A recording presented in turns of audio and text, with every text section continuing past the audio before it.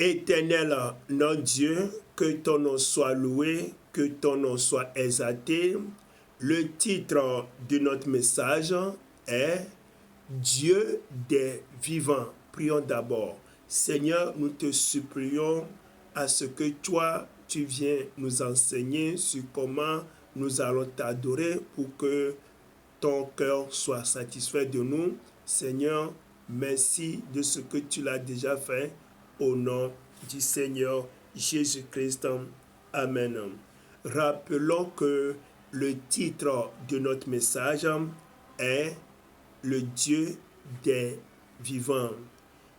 J'aimerais rappeler à certains gens que ceux-là qui allaient au cimetière pour prier pour leurs membres de famille qui étaient morts, là, ils vont aller au cimetière pour s'agenouiller devant les tombes de leurs membres de famille.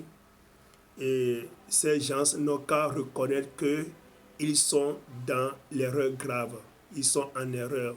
Ça, ce n'est pas l'adoration de Dieu. Parce que ce que Dieu n'a pas dit, il ne faut pas le faire. Et ça, c'est l'adoration du diable, Satan le diable. C'est-à-dire, il ne suffit pas, ce n'est pas nécessaire d'aller chez les féticheurs ou bien chez les marabouts ou bien chez les sectaires avant de croire que tu es en train d'adorer le diable.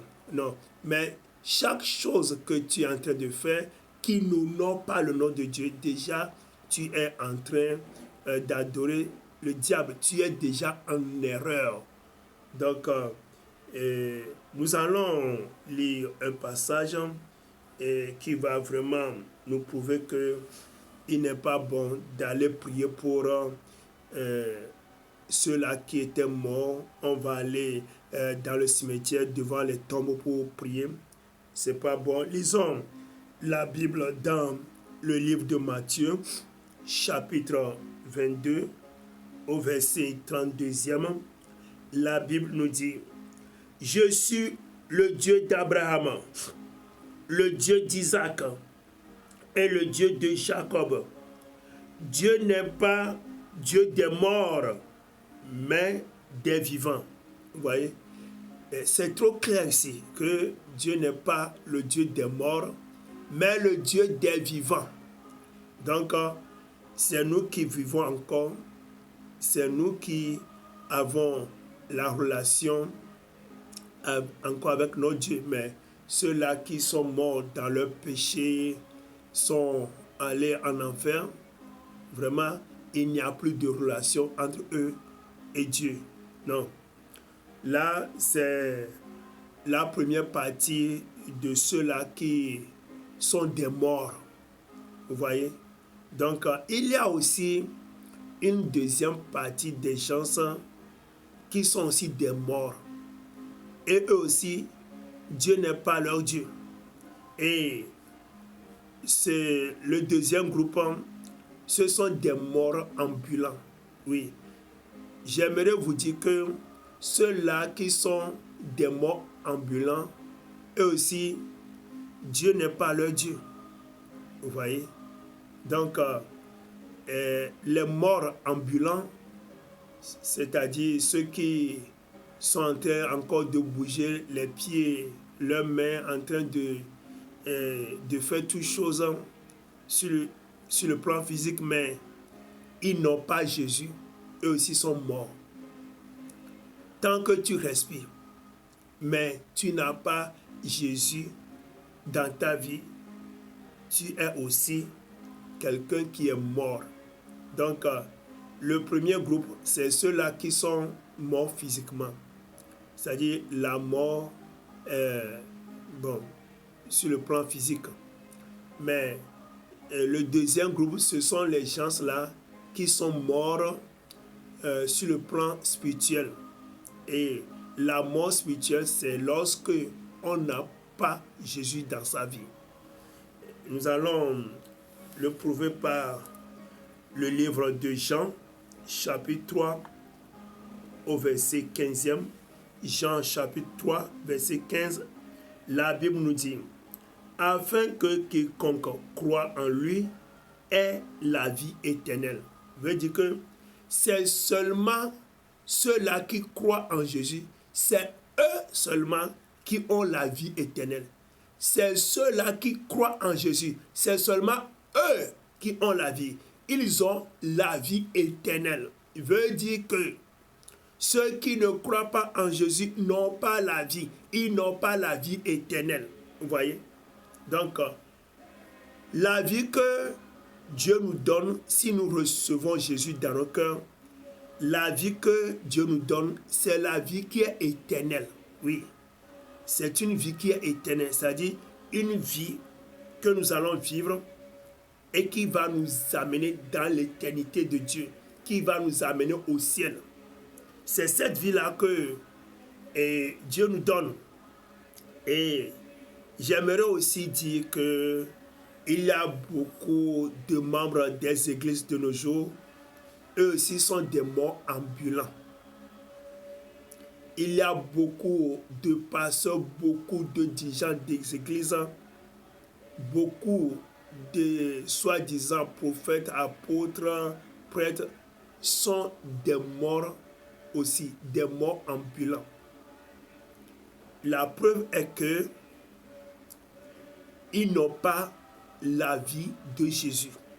Ils n'ont pas la vie éternelle. Et ce qui va prouver que la personne a Jésus en lui, ce qui va prouver que la personne a la vie éternelle, c'est son comportement. C'est la vie que la personne est en train de mener. Oui. Donc, veut dire que quelqu'un qui a en vérité Jésus en lui, quelqu'un qui est sincère, qui est un chrétien sincère, on doit voir du changement dans sa vie. Quelqu'un qui est un chrétien, quelqu'un qui a reçu Jésus dans son cœur sincèrement, et on doit voir en lui la vie de sainteté.